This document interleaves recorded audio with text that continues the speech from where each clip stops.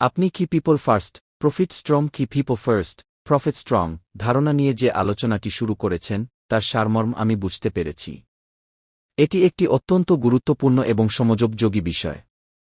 আপনার মূল বক্তব্যটি হল, একটি ব্যবসা বা প্রতিষ্ঠান তখনই ট্রুলি সফল হতে পারে যখন তারা মানুষকে সবার উপরে রাখে, সে গ্রাহকই হোক, কর্মচারী হোক বা অংশীদারী হোক। মানুষকে কেন প্রথমে রাখবেন?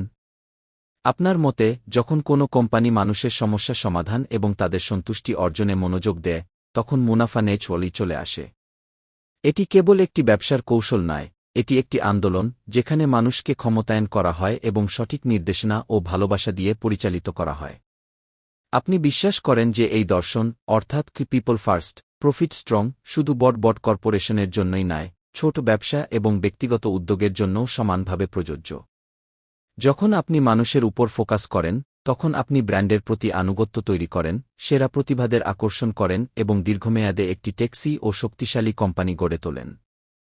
আপনার আলোচনার মূল বিষয়গুলি: মানুষকে অগ্রাধিকার দেওয়া, গ্রাহক, কর্মচারী এবং অংশীদারদের প্রয়োজন ও সন্তুষ্টিকে ব্যবসার কেন্দ্রে রাখা।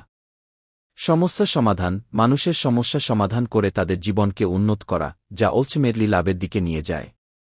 ক্ষমতায়ন, মানুষকে সঠিক সরঞ্জাম এবং সুযোগ দিয়ে ক্ষমতায়ন করা যাতে তারা সফল হতে পারে। দীর্ঘমেয়াদী স্থায়িত্ব, দ্রুত লাভের পরিবর্তে দীর্ঘমেয়াদী স্থায়িত্ব এবং বৃদ্ধির উপর মনোযোগ দেওয়া।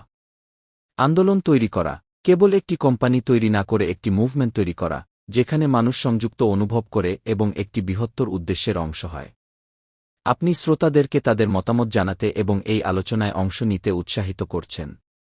আপনার এই আলোচনাটি সত্যিই অনুপ্রেরণামূলক এবং বর্তমান ব্যবসায়িক প্রেক্ষাপটে এর গুরুত্ব অপরিসীম।